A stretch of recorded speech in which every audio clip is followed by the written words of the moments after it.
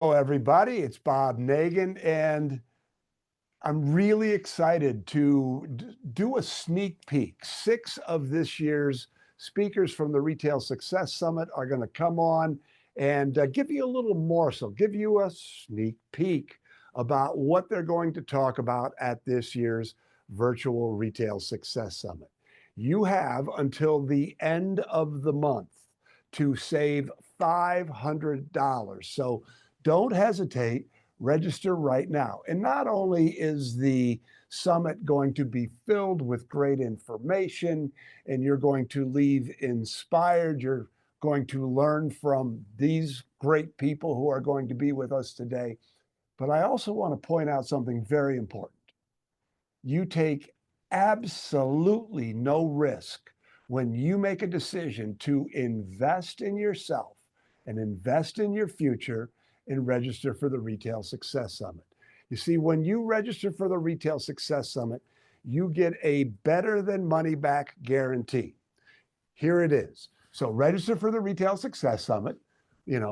Come in, be ready to play hard, be ready to learn.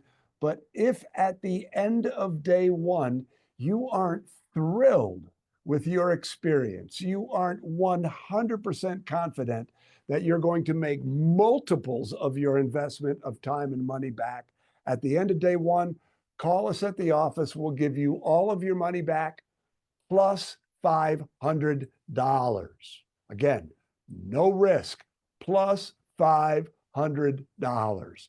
So it's just our way of, one, expressing our incredible confidence that this event is going to be great for you. And two, I know a lot of you. I mean, things are tricky right now, and everybody's holding on to their money a little more tightly. I know, I know we are, but this is our way of saying, okay, come on, this is going to be great for you. We'd love to see you here, there, and this is our way of sort of pulling you to our side of the fence. So, if you're liking this during any time during this sneak peek, please register right now. Don't hesitate. Do it right now. So, Indy, can we bring in the first 3 of our 6 guests? All right. So we have. All right. Well, there we go. So we have Crystal Vilkaitis from Rooted in Retail, Jennifer Ann Johnson from True Fashionistas, and I just want to share that Jennifer and I met each other for the first time at Crystal's Evolve event. And it turns out that we both have relatives in a tiny, tiny rural town or town in rural Minnesota. It was one of those, wow, it's a small world moments.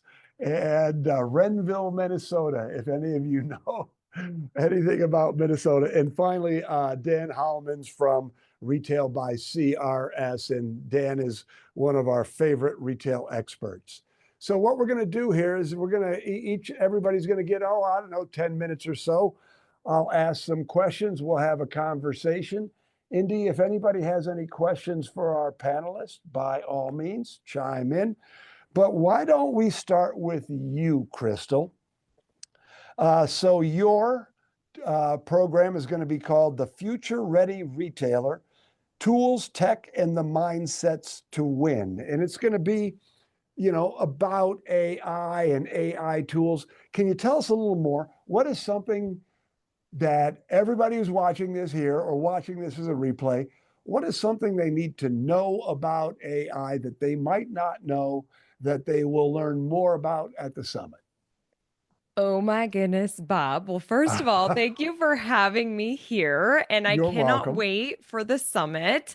I think it's going to be either year 14 or 15 for me. And I am just so excited to participate. It's one of the best events ever for retailers. So, with AI, this is where it's like this industry is moving so incredibly fast. And it's really, really important for our retailers to stay up to date. One of my favorite retailers, Beth Rich, who owns 2 shops in Coeur d'Alene, Idaho, always says, how can you make me money, save me time? And that is exactly what AI does for our retailers. And I think that more of our retailers have definitely adapted to it and are using it. I feel like in some capacity, they're probably using ChatGPT. They might be using it for some copy, brainstorming, content ideas, things like that. You could do a lot more. You can go a lot deeper, which we'll talk about at the summit. We'll also talk about best practices because it's all about the prompt. Like you have to be a really good prompt engineer to get, better the input, better the output. So I'll share those best practices to really help retailers have great prompts. But then something right now that I am just like, who knows what's going to happen next month for the summit because it It changes might so change fast. before the summit, right? It genuinely will, and that's where I might be like adding new slides the night before, who knows? But um just a couple weeks ago, OpenAI, which owns ChatGPT, released a new image generation tool. So we're going to talk a lot about images that you can create and design using AI as well, because it's a game changer. Like images used to be almost kind of like tribal looking. They always messed up the text. You just never really got what you wanted. And now I'm going to blow your retailers' minds. Like Good. it's incredible. It's incredible. Yeah. Good. So, when you talk about messing it up, somebody with six fingers, that sort of mistake. Exactly. Yep. Where So, you so, have all so, these random things. Yeah. yeah. So, tell us a little bit more about how somebody can use these image creators. Okay. So you used to, I bet most people are using ChatGPT. So Yeah. you can go to ChatGPT now, and you used to have to use Dolly, like a separate app. Dolly 3 is a pretty common one to create these images. Now, just right within ChatGPT, you can say, create me an image. And here's a really fun one that I showed at Evolve. And I saw that Michelle Smith is on the call. So, hi, Michelle with Piccolo Mondo Toys. So, I'm going to use this example because I used her store. You can say, design an image that reimagines my store 10 years in the future. And you can upload a picture of your store. And so I did a display of Michelle's in-store display that I like found on Instagram, and it created her store 10 years in the future. Like How did it in look? it, oh my God, super cool. It was very like it was very sleek. The lighting was really awesome. The way that it translated her products was perfectly. Like often, it's sort of weird. I mean, it's just it took maybe 1 to 2 minutes for that to happen. So with ChatGPT, when we're doing copy, it happens in seconds. This takes a little longer, but oh my gosh, the things you get. I know, a minute or two. I also did this for a yarn shop, and they designed like an this aura, almost like where you could see people knitting in the center of this like crystal ball, because we're 10 years in the future, like who knows what this looks like. They had like a yarn dispenser that AI just created in a matter of a minute or two. So that's one example. Oh my gosh, the types of images you can create to use in your social, email, in store. It can do merchandising for you. Like we're going to cover all that at the summit. That's great. And the theme of this year's summit is Imagine Main Street. This idea that Main Street retailers and everybody on this call is all about that. This idea that Main Street is really the future of retail.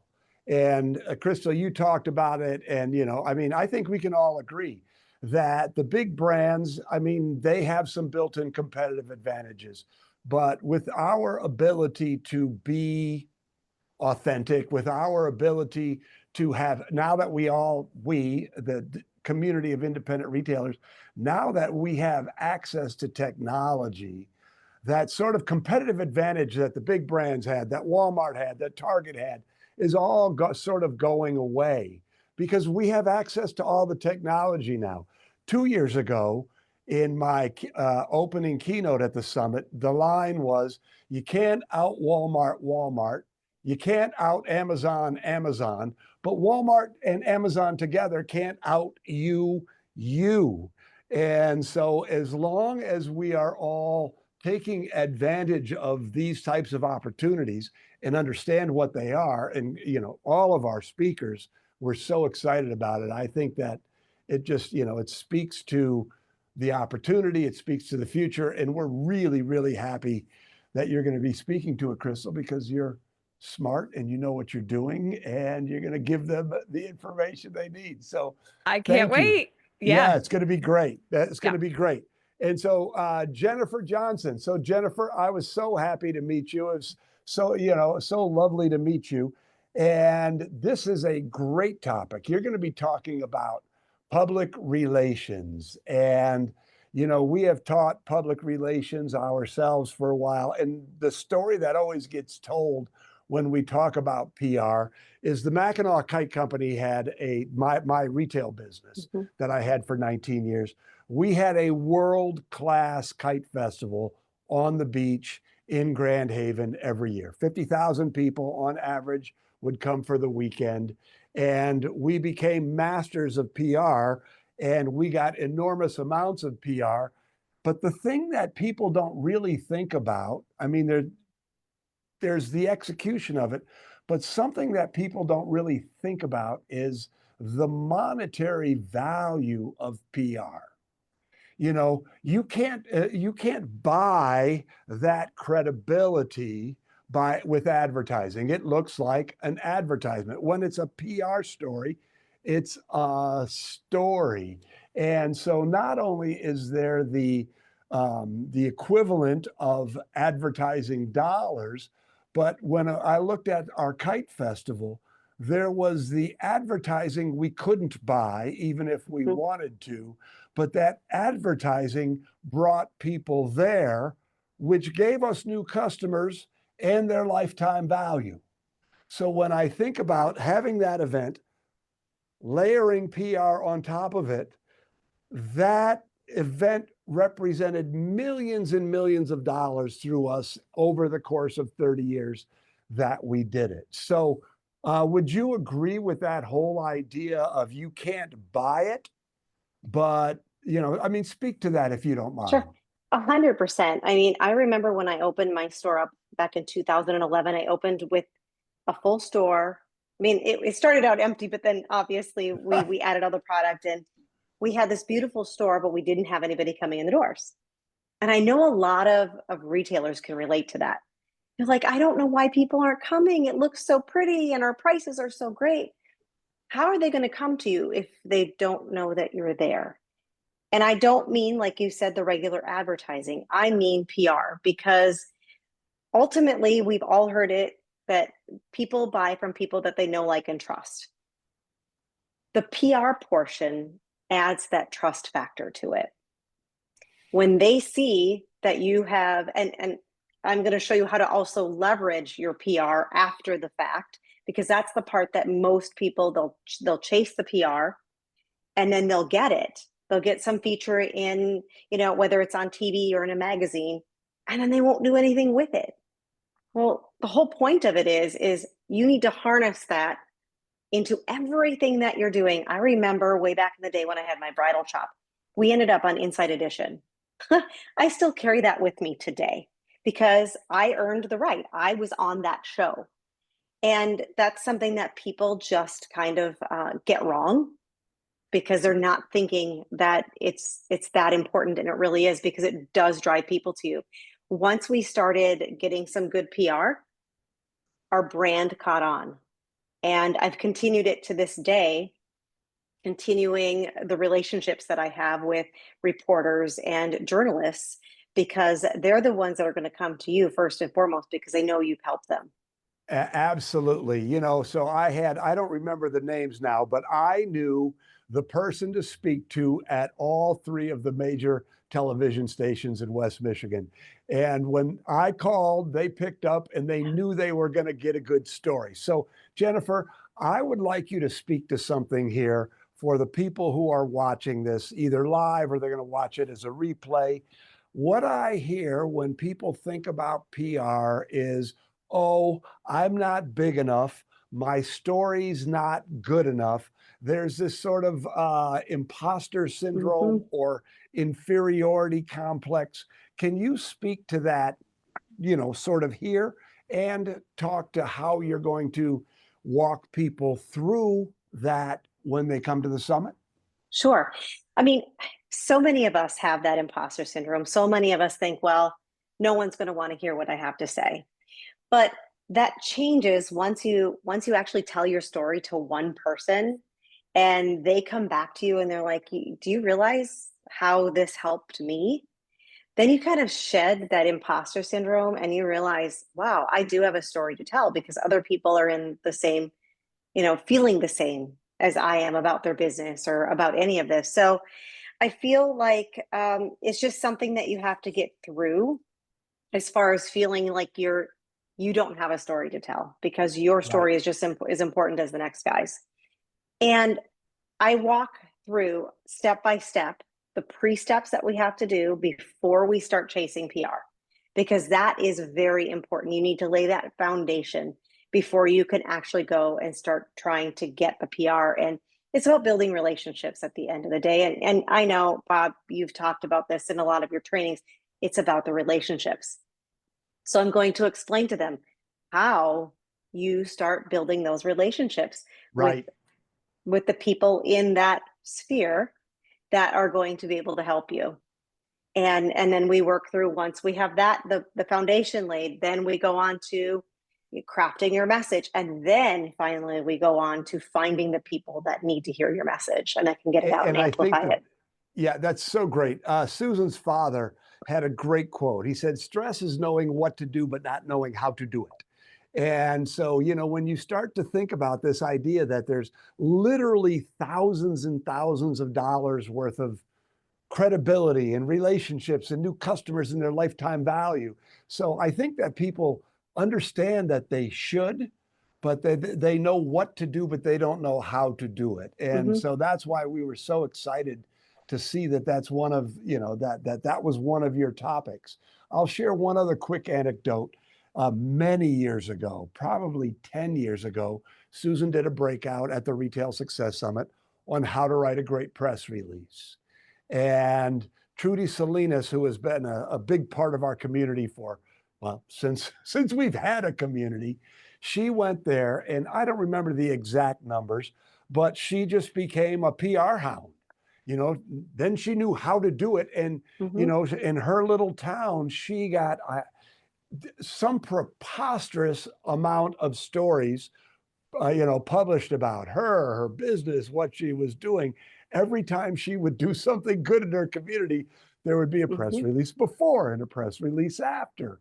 And I think that one of the reasons that we're so excited about this topic is a lot of people, especially right now, when people are feeling anxious about spending money, is that by just coming to your session, they'll learn how to get how to get all this good juice without spending any money.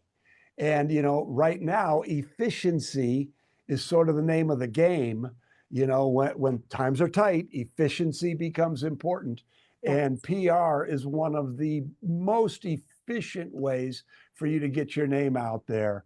So here's what I'm going to suggest. So to everybody who's watching this. So now you've heard about Crystal and Jennifer.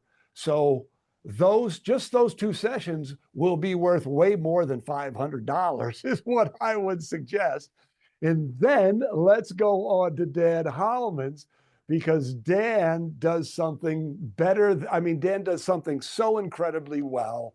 And every time I hear Dan talk, I go, man, that guy knows what he's doing. And so, Dan, your topic is called the Retail Scorecard, understanding the story behind your numbers. So, talk to us here. Why is this scorecard important? Why is the story important? Why are the numbers important? Why is learning what you're going to teach? How does it make someone more money? What a great question. And thank you, thank you, thank you for having me. I'm going to preface this by saying this is not the real Dan. This is AI Dan. The real Dan is out at an event getting his picture taken that he can go share. Because if we're in retail, there's one thing we have to become fabulous at, and that's being famous. I mean, that's what good PR does. And this is what AI can help you with. I mean, I'm buying a ticket, not for the extra 500, but because I think it's more than worth it just to hear these two ladies. So, yeah. So, scorecards. I'll tell you the truth. I mean, your store is not about analytics. I know that. It's about everything else you do. But the ability to measure your performance and then respond comes only from understanding the narrative behind a number, the story behind a number. And data, American, British, whatever you want to call it, data allows us or prevents us from creating self-fulfilling prophecies. They prove us right or wrong. And every day I wake up and say, this is what's going to happen today. And data validates whether I was right or wrong. And too often we allow data to just become this self-fulfilling prophecy. Yeah, look, my sales are down, my traffic is down, my AOV is down. But really, there's a story to be told. And I'm going to teach every single retailer at the summit, first and foremost, how to create a scorecard. What are the most important leading metrics that you should measure? Never trailing. Trailing metrics are historical. I can't change history. I can rewrite the future if I lean into what leads my business. And so I'm going to break down a scorecard into 5 to 15 metrics that every retailer, it doesn't matter what your vertical is, that every retailer needs to measure. That's great. And, and I love this idea that you're looking to the future, not the past. Accountants tend to look at the past. And it's something that drives me crazy, and you can certainly speak to this, but something that drives me crazy is when we recommend something and people say, oh, my accountant says that this would be a bad decision. And I always want to say, look, their job is to look at what's happened and then find compliance. Your job as the entrepreneur is not to look in the rear view mirror, but to look through the front windshield and see the future. So, I mean, they're a part of your team, but speak to that, Dan. I could tell the rear view mirror is smaller for a reason. It's a reference point. It's a reference point. It's what has already happened behind me. And what has happened behind me, while it does have some weight into where I'm headed, it does not tell you the future. It tells you what result you got from the actions you took. And I say this, my closest friend is an accountant, and I tell Scotty boy, my friend, you are the best history teacher on the planet, but you don't have the ability to tell me what's going to happen tomorrow. I can tell you that because a superpower that every retailer needs to have is short-term prediction. I get the ability to predict my short-term based on rolling metrics. So if I'm looking at 12 weeks or seasonal rolling information, I'm working from what's happening in the here and now, not what happened last year. And I fight this every day, every day. My sales are down to last year. Why are you comparing to last year? What was different last year than this year? Everything is different. Everything has changed, but yet we use this age-old, antiquated measure in retail. I care what last year was. I care what your plan is. And building a good scorecard feeds into the vision that you have for your store. That's wonderful. And one of the things that we teach and that's in the Retail Mastery System is a bonus program that I created at the Mackinac Kite Company and tweaked over the course of several seasons. And when people see the concept of, short-term rewards, they make the mistake of just making the bonus number based on last year, percentage over last year. And I go back and read what we taught, which is, no, you build a short-term plan for the week and then you do that. So I think your point is so incredibly astute.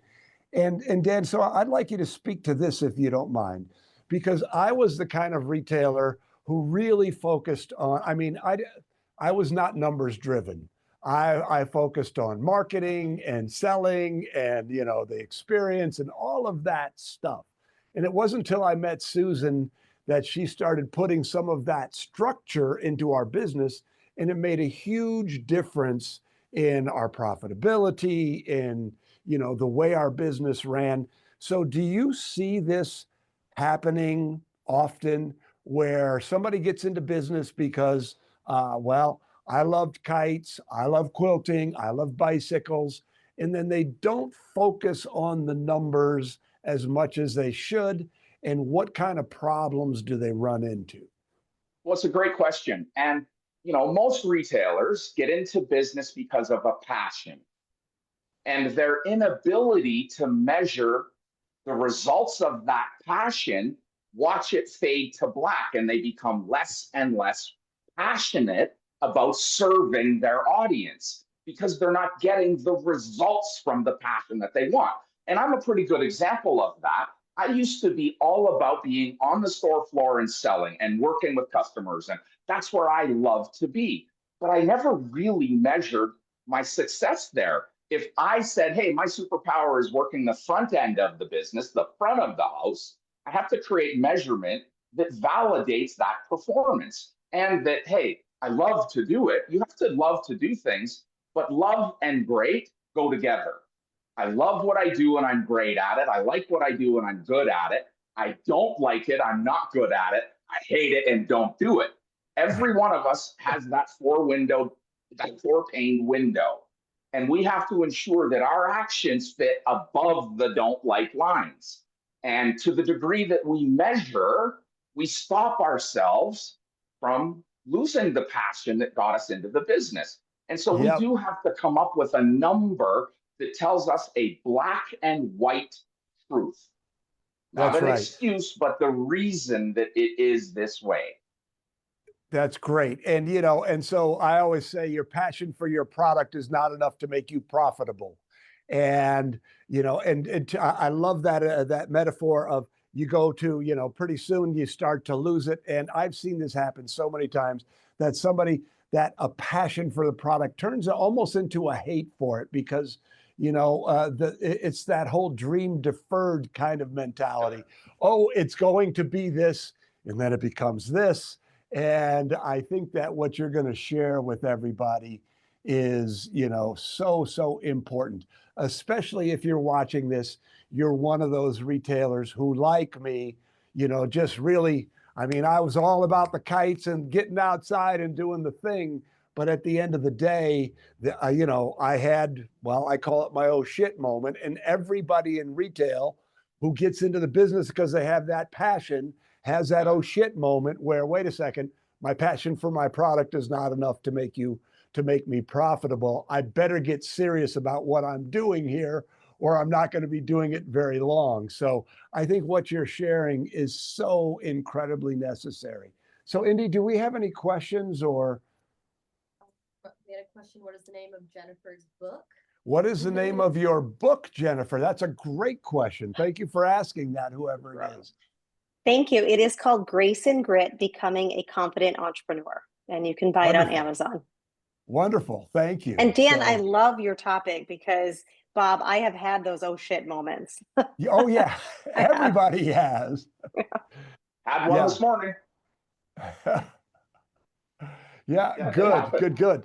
So do the three of you, do any of you have questions for each other or for me? I have a question for you, Bob. I was sitting here. So this will be my 14th year at the summit. Yeah. Every year there's something new, there's something fresh. As you're entering this is going to be your 18, 19 for you? 18 for 18, you. Yep. What are you most excited for this year? So, well, Susan and I were working on our lineup, so we have our guest speakers, all of you, but we were working on our lineup. And the thing that I'm most excited for, and thank you for that question, is, right now there is opportunity. So, we're going to start out with this idea of, sort of the structure of retail success is mindset, skill set, structure. So, having the right mindset, the whole Henry Ford, whether you think you can or you think you can't, you're right. And then, all these skills. And, that's why we're so excited for all of you, because we're going to start with that and then Susan and I are going to sort of put our topics in between all of you, all of you, our other experts, so that really the name of the game is it's really there's a flow that will leave you with a definite sense of confidence. And, something that we always do at the end of the summit is at the very end, people write an action plan. And, right now, no one needs to be told that it's very uncertain. And so we're really focused on, okay, these are the fundamentals. You get these things right, you're going to be all right. Because right now, so many people are just trying a little of this, trying a little of that. It's like throwing spaghetti on the wall and hoping that something sticks. And so we're really excited about all of the content. So, but thank you for asking that, Crystal. Amazing. I I can't think- wait to tune in. Yeah. Oh, Yeah. yes. So, Crystal, I'm with you. I think one of the most valuable things that, that I take away from the summit every year, and I've been several times, is that you are guiding people to embrace fear and respond instead of freeze. Today, retail is riddled with fear and unknown, and too many of our retailers don't know where to turn to alleviate some of the fear. Instead, they lean on the result. Result does not alleviate fear, action does. And so we want to come away from the summit with a bag full of actions. So your action list at the end is on point. I will respond to fear with the actions I create coming out of the summit. Yeah, and it goes back to, Susan's dad, this whole idea of, not, knowing what to do, but not knowing how to do it. I don't have enough people in my store. Well, guess what? Marketing, or my team is not doing what I want them to do. All of this, in fact, I just did a Real Retail TV about this just before we started. But the idea of a growth mindset, the understanding that every problem points to an opportunity, and the opportunity is to build a new set of skills. And, something that, so I have been in retail. So I started the Mackinac Kite Company in 1981. So I've been around for a long time, seen a lot of stuff happen. And, we've almost gone broke twice because from self-induced problems, we've been through all of these major recessions since then. But the thing that I think is important to this conversation is that every time there's a bad time, the people who approach it correctly come out of it better than before. And the skills that are developed in reaction to whatever's happened are now part of your mindset. They're part of your skill set. You now have the structure. So, every one of these hard times makes you better. And, so you can either react the wrong way, as you talked about, Dan, or you can react the right way. And so don't get bitter, get better. And so, that's why we're really confident that, you come, you listen, and something else, Crystal, Jennifer, and Dan, and the next three people are all breakout speakers. And so you're going to have to make choices. And Susan, there's going to be a choice of 3 different breakouts every single day. So there's lots of great content, but you have a full month to go back. And, so if you choose to say, let's say you choose to go to Jennifer's session live, you can go back and watch Dan and Crystal and Nick and all the people. So it's got something else I want to talk about real quickly here. This isn't just another Zoom conference. We have invested in a virtual world that is really kind of slick, and it's going to be really fun. And because I know that some people, when they think about a virtual conference, go, oh my God, if I have to sit through another day of Zoom calls, I'm going to stab myself. But it's going to be much more than that. And we also, rather than making it 2 long days, there's 3 5-hour days. So, everything that could be done to make it interesting, valuable, to keep you involved in both the content and everything that's happening it's all there. There's going to be round tables, there's going to be breakouts, there's opportunities for you to meet each other. You know, it's not in person, but it's as close to being in person as you can be. So wonderful. So Dan, Jennifer, Crystal, thank you so much for, generously giving us some of your time. Just really, really excited to see you in a few short weeks. And thank you. Thank you, Bob. We'll see you soon. Can't wait for the All Thank summit. you so, thank you so See you much. guys. Bye-bye. Bye. All right. So are you seeing where this could be incredibly valuable to you? The thing that just to sort of replay one thing, the idea that Dan talked about, this idea that you'll have more confidence when you understand what you're doing. Always respond to stress with action, I think is so important. So right now we have a couple of my favorite people. I see Nick McHenry and Paul Erickson. Josh Zacchaeus from ProjectionHub. Oh, there he is. All right. So welcome, gentlemen. I appreciate you giving us a little bit of your time here today. So what we're going to do here right now, we just had Vilkaitis, Jennifer Johnson, and Dan Holman's on. But what we're going to do is we're going to sort of go through you one at a time. And, I'll ask some questions. You can give us a little sort of a sneak peek about what you're going to talk about. And just as importantly, not just what you're going to talk about, but why is it important? And particularly, why is important right now? The world's a little topsy-turvy, and all three of you have something that's very, very valuable for the people who are coming to the summit.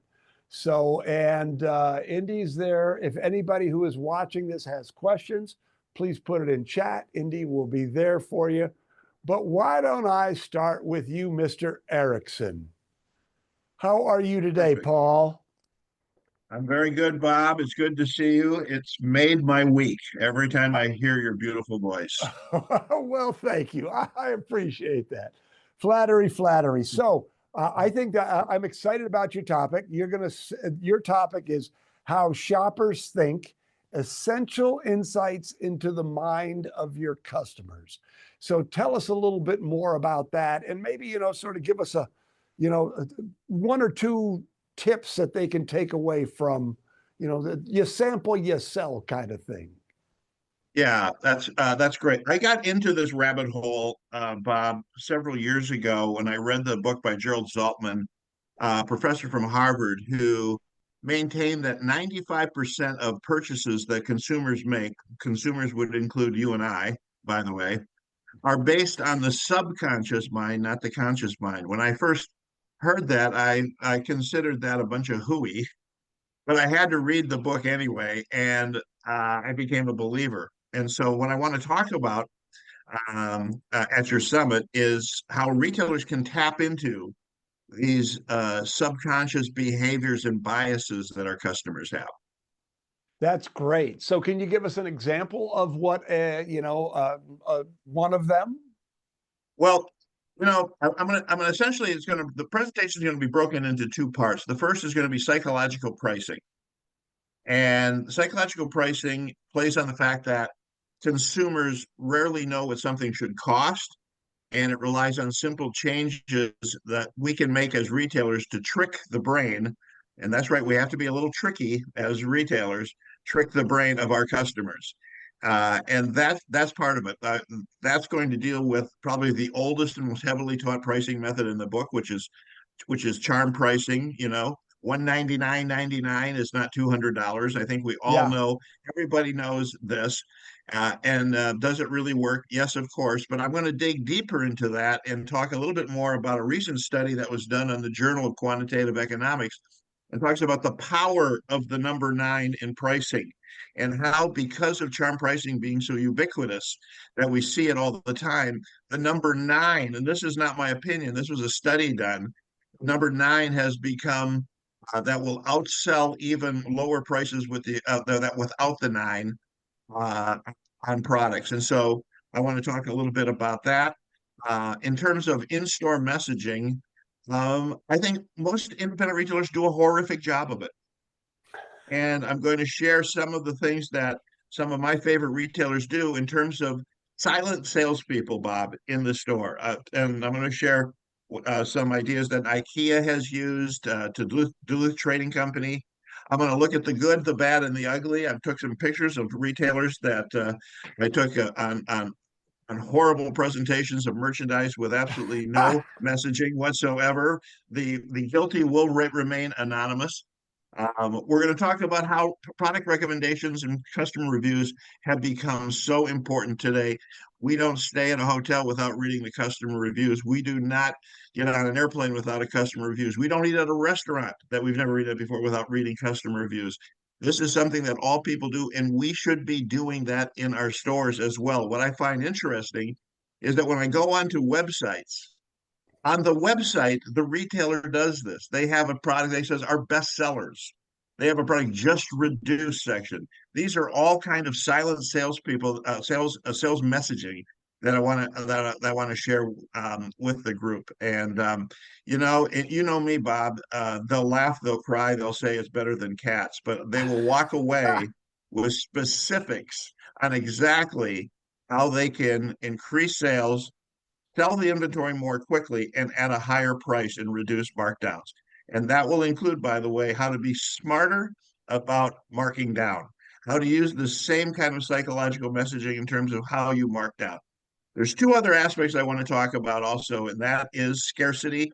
We all see it all the time. Everybody sees it. I think we see scarcity so much because it's such a powerful inducer to get people to buy, but we don't even recognize we see it.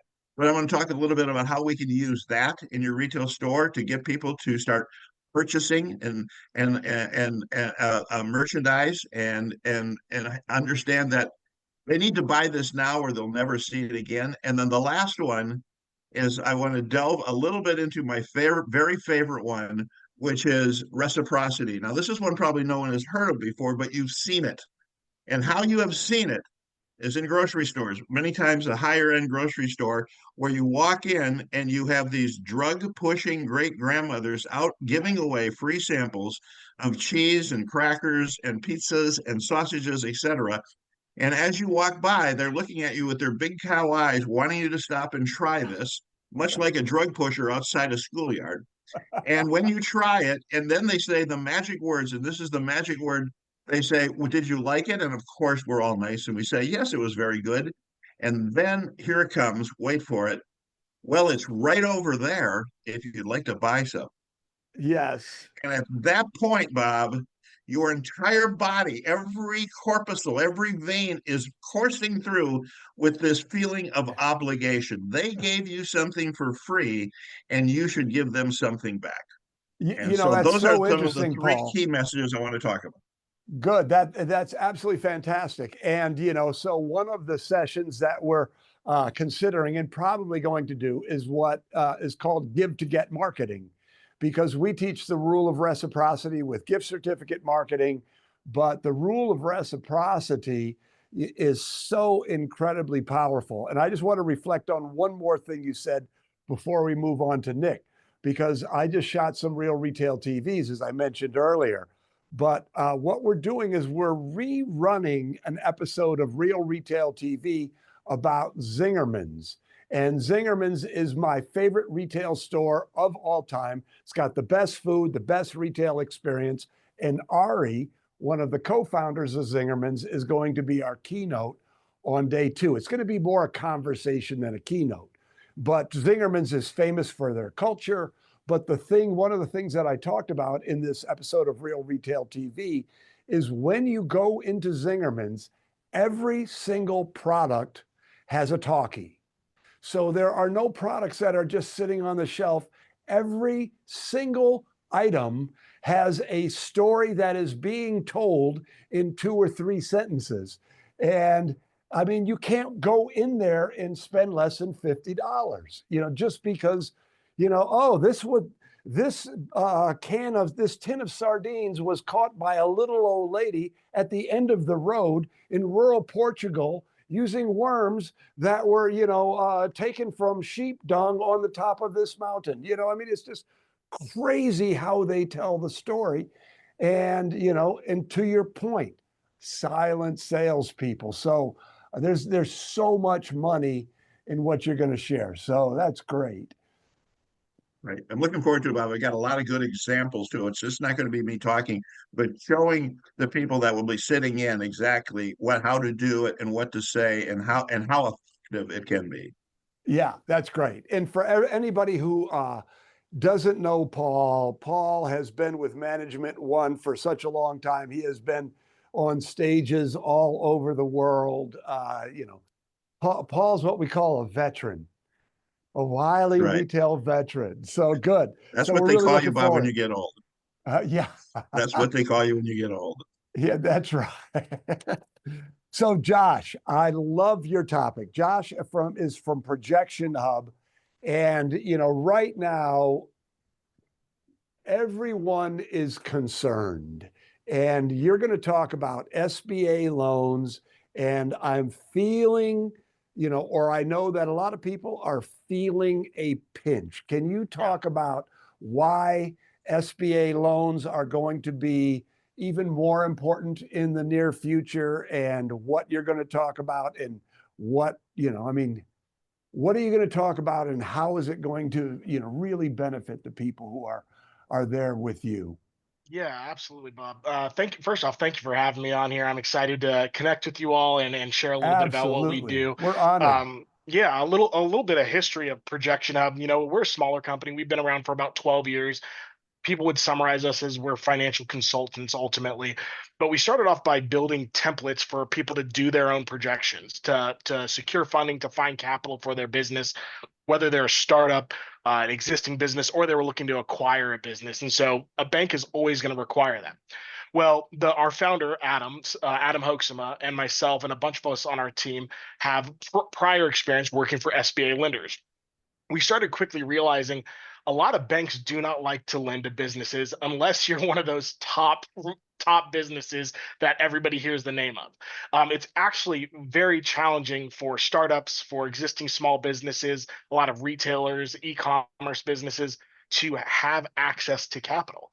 And so we started specializing in SBA funding specifically. And so we build out projections, business plans. We take people through the process to secure SBA funding specifically. And so what that means really is the qualification stage, the preparation stage, and ultimately getting to approval and funding stage.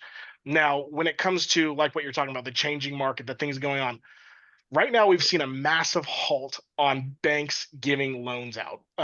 Why? Because the tariffs, because the things going on with the economy. Like people are scared. Businesses don't know what's going on. So banks are like, well, you have this business model, but tariffs can completely change that in a snap of a finger. And so a lot of these things are on pause. A lot of banks are pushing more into the SBA process because although, again, things can be volatile, the SBA was originally built so banks could give out higher risk loans to small businesses that normally they in their portfolio they wouldn't be willing to give it out.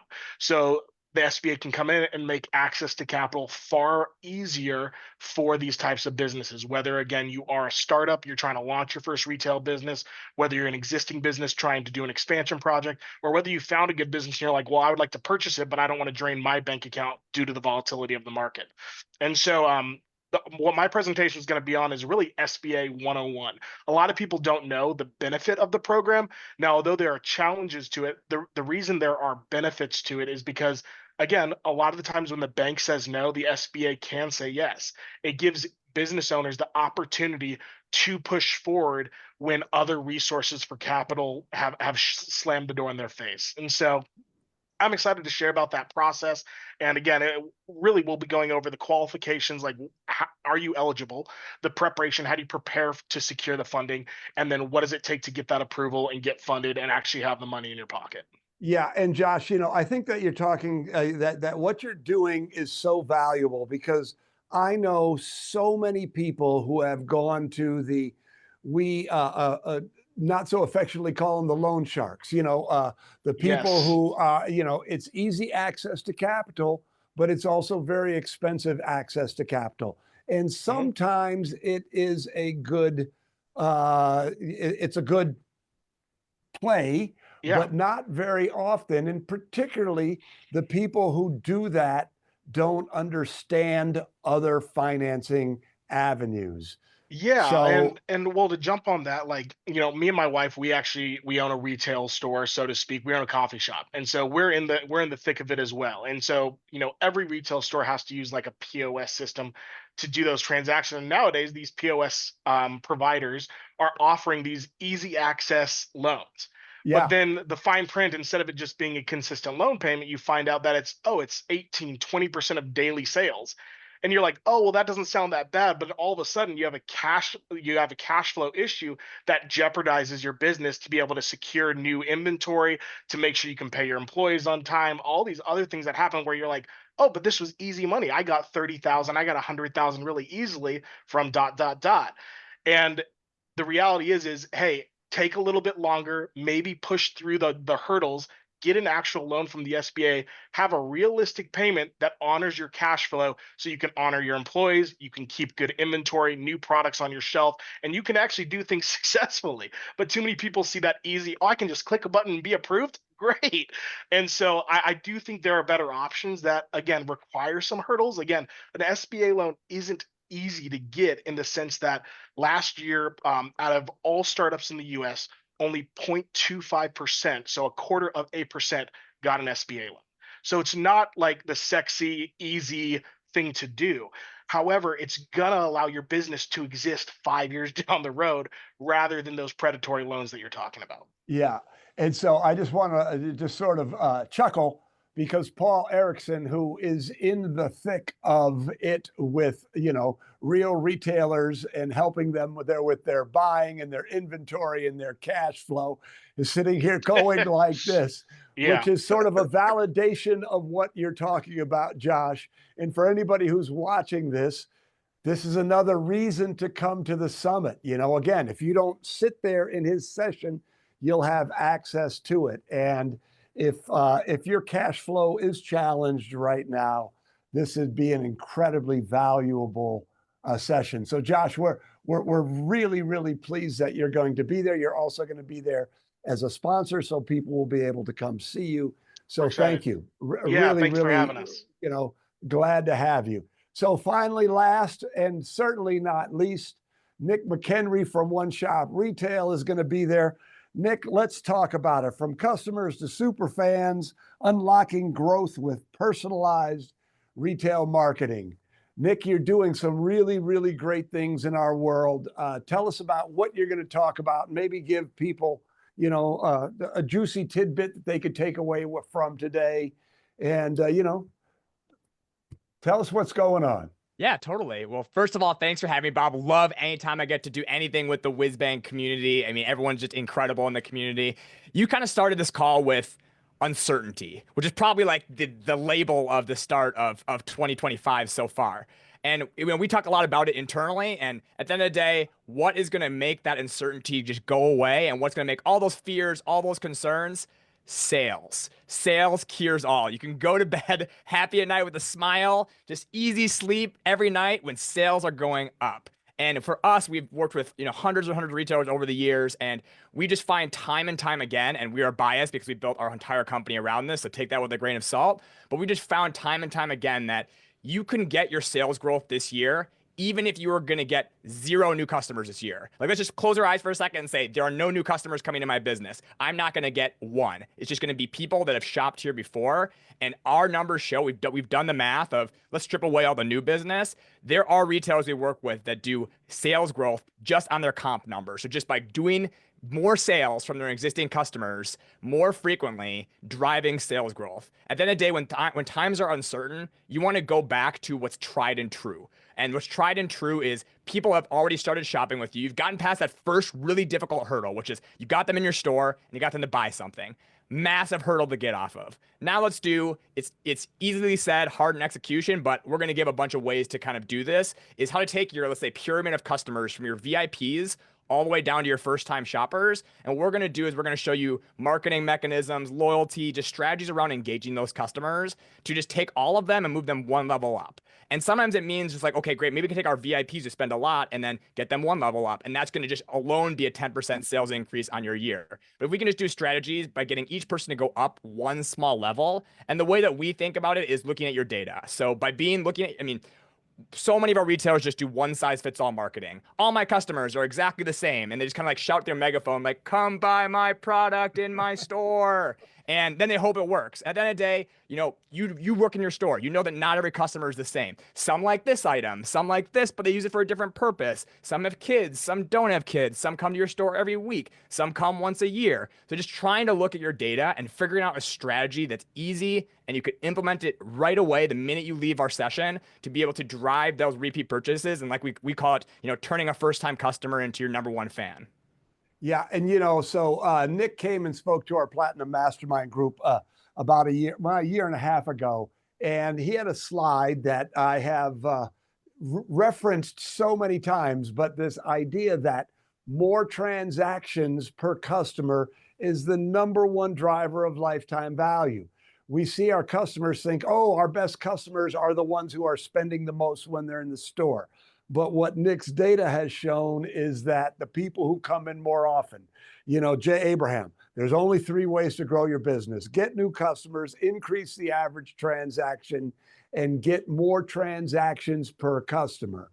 And, you know, so what I talked about in the first group of 3 is when Crystal asked me the question, that's really so much of what we're going to focus on. Is there's going to be a little bit about new customers, but really it's about efficiency right now with uncertainty. So how do you build your average ticket, and how do you get your current customers to come in more often? Because when you think about the 3 ways, getting new customers is the hardest and most expensive way to grow your business. Building your average ticket is the easiest and most efficient way to build your business, but there's also always a ceiling. When I was in the toy business, I was going to never get my average ticket to $200. You know, the nature of my merchandise made it what it was. But the big money is big money is in more transactions per customer. Josh, you know, I was sitting in a session for restaurants once, and the guy raises, you know, the speaker said, who wants to double their sales? And everybody raised their hand. And he said, good. Just get all of your customers who are coming in once a week to get them to come in twice a week, right? I mean, Yeah. and it Yeah. sounds simplistic, but there's so much truth in what Nick had to say. So, Nick, we're super, super excited to see what you have to say. You know, like I said, I've seen Nick speak several times, and you know, Paul, I've seen speak several times. Josh, I'm really looking forward to hear what you have to say. Do the 3 of you have any questions for each other, or maybe for me or Indy? Are there questions over there? Right now, I'm just typing in that the announcement for the rest of the speakers is going to be very soon. Okay, there you go. All right.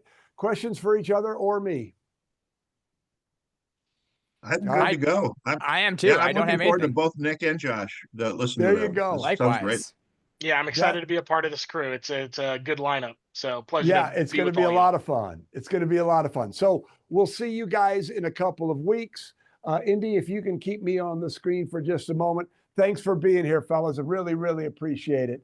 See you later. Thank you, Bob. guys. Take care, guys. Thanks, Bob. All right. So I was excited to hear from those 6. I hope you were too. Let's go back to this idea that mindset, skill set, structure. So right now, people are feeling anxious. I know, you know, I mean, we are. Everyone is. You know, even if you turn off the TV and don't get the headlines, I mean, there's this anxiety is permeating, you know, it's permeating things, and it's what it is. But when you become inspired, when you sit down and you take in all this good information and you listen to these speakers, you listen to me and Susan, you know, you start to build an action plan in your brain. That fear turns into courage, you know, that all of the things that you're going to learn will turn into an action plan. And so when you start thinking about this shift from being afraid and being anxious to being confident, how much is that worth to you? I mean, the better night's sleep you get, how much is that worth to you?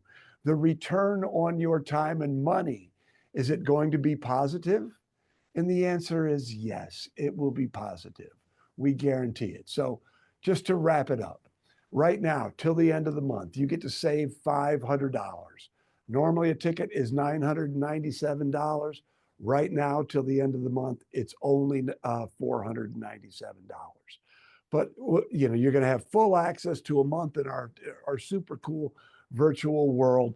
But I want to go back to this better than money back guarantee. So if you make that commitment to yourself, to your team, to your customers, to your future, and you register for the Retail Success Summit, you come, and at the end of day one, if you're not thrilled, if you're not confident that it's one of the best investments of time and money you're going to make this year, call us up on the phone. We'll give you all of your money back plus $500. You're taking absolutely no risk. So if you're feeling this anxiety about spending $497, I'm asking you to step out of that fear and anxiety for a moment or two. Think about this. $497 won't break you, but this $497 might make you. So register now. We'd love to see you. I hope you found this hour helpful and valuable.